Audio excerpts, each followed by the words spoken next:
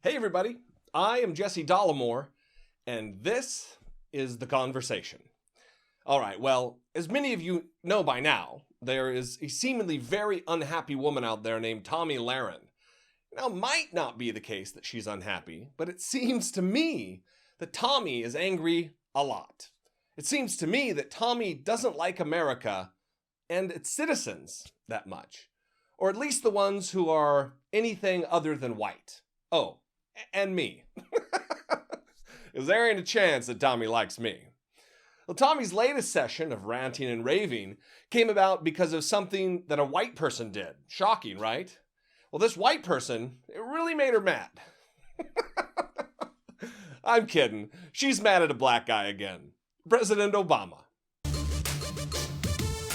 Welcome back for Final Thoughts. 10 rounds of golf, 8 dinners, 4 beach outings, 4 social gatherings, 3 long strolls, and 1 pricey Democratic fundraising dinner. Add all that up, and what do you get?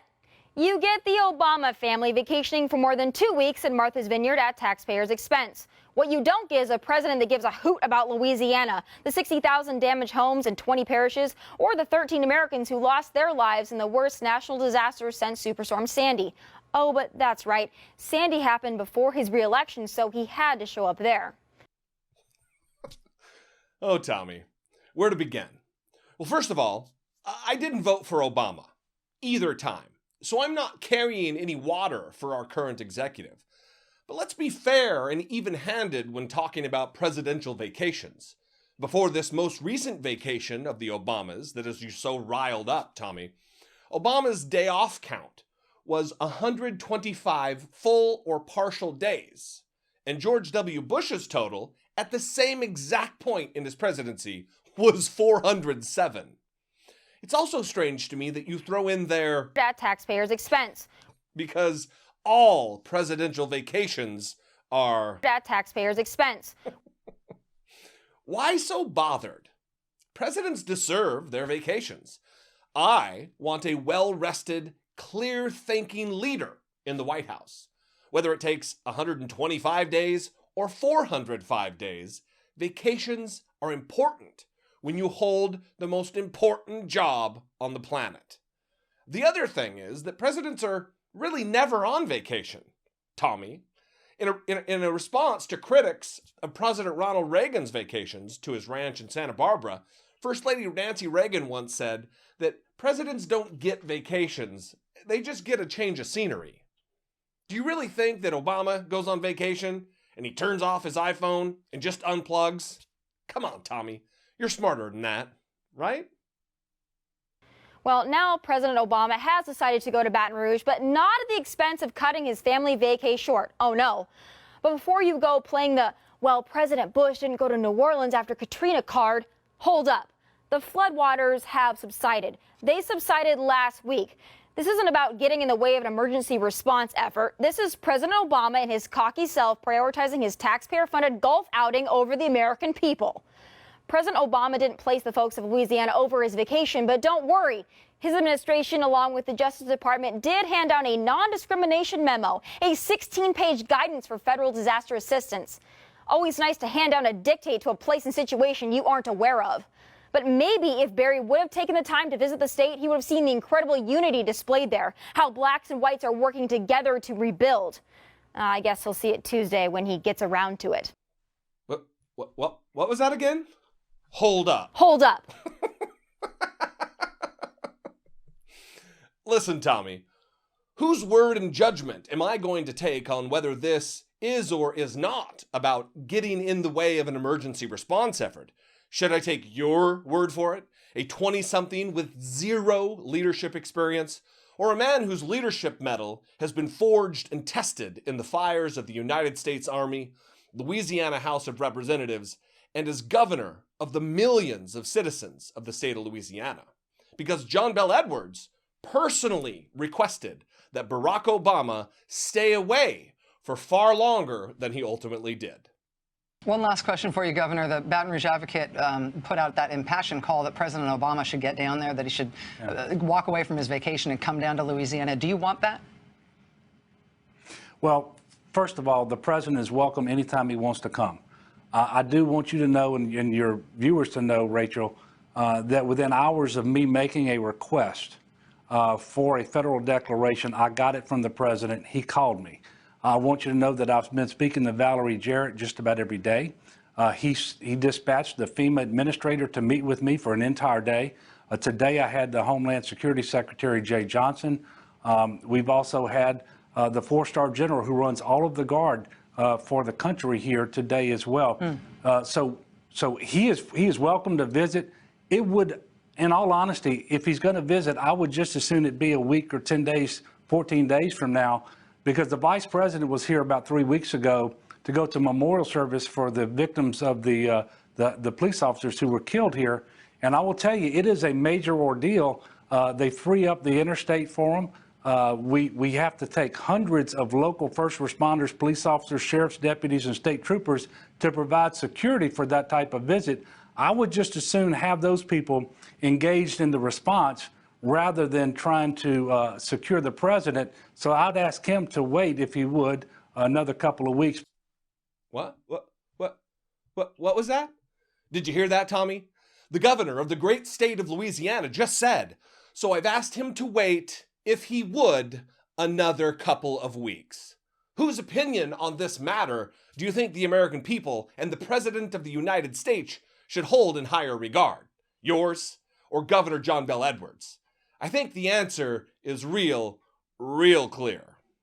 But he's not the only one. Hillary didn't go either. In fact, she doesn't have plans to go, but she was sure to attend 5 glitzy fundraisers, including one with Cher, and 9 other states besides Louisiana. So there's that. Oh, but the heartless bigot Donald Trump, he made time. Imagine that. Yeah, your orange-faced Führer did make it down there.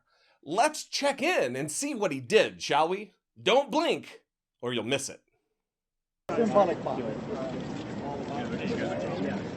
Got it? He'll take it. Yes. All right.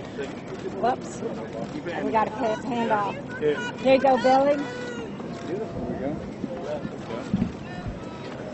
I need right here on this side. Excuse me. I need someone on this side. Okay. This is how I started my career 40 years ago. And you've got a governor standing. I'm back. Right. Sure. Right. Nice. Good stuff, too, huh?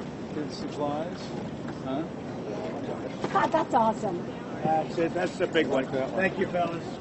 This is great. Thank you. Come here. Let me take it. Oh, this is awesome. Got it? This is the best. You got it? Give me a good, strong guy here.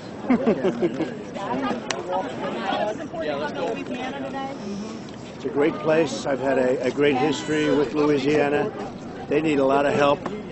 What's happened here is incredible. Nobody understands how bad it is. It's really incredible. So I'm just here to help. Thank you. Thank you very much. Let's go inside. This is his fire station. Less than a minute. Goddamn. For fewer than 60 seconds, he stood giving thumbs up to the cameras and passed a box of Play-Doh over to his running mate, Mike Pence. Thank God he was there. Just what the people of Baton Rouge need right now. Play-Doh. Now, I know what you're thinking. You're saying to yourself, wow, it's been over a minute and a half and she hasn't been hateful about Black Americans or Black Lives Matter even once. Well, don't hold your breath, because here it comes. Imagine that. But here's something that really boggles my mind. Where are the Black Lives Matter activists, the Black Panthers, DeRay McKesson, any of them? Wasn't it Baton Rouge where y'all rioted and protested about a month ago? Where are you now? Do Black lives only matter when the police shoot them? What about when the police and other first responders are out in the floodwaters saving Black lives? Is that not worthy of your acknowledgement? But they've got the money to help. Didn't George Soros chip in $33 million? I think the movement has about $100 million funneled into it now. Gee, that money could really help the 50% of Baton Rouge's Black population struggling to stay above floodwater. But I guess it doesn't quite fit the narrative this time, huh? Well, with that, God bless America, and until tomorrow night from Dallas, good night and take care. Listen, Tommy, I don't think it's reasonable for you at this point to still not understand what the Black Lives Matter movement stands for. You're clearly spending too much of your time ranting, raving, and redefining Black Lives Matter, and not nearly enough time using what little empathy you appear to have to understand it. You can't just retool the slogan, Black Lives Matter, to suit any argument you'd like. Black Lives Matter isn't a disaster relief organization. These are disaster relief organizations. Black Lives Matter was started in the face of widespread and systemic violence against young black men and women at the hands of the police and a government which imprisons them with longer sentences at an astronomically higher rate than whites, and often for the same crimes. So keep your head on straight and don't confuse this with this, and everything will be fine, Tommy. I promise. Thanks a lot. Hey, if you're really a glutton for punishment and you want some more of this, go ahead and subscribe to the YouTube channel and the podcast on iTunes or Stitcher or wherever you get your podcasts. Thanks a lot.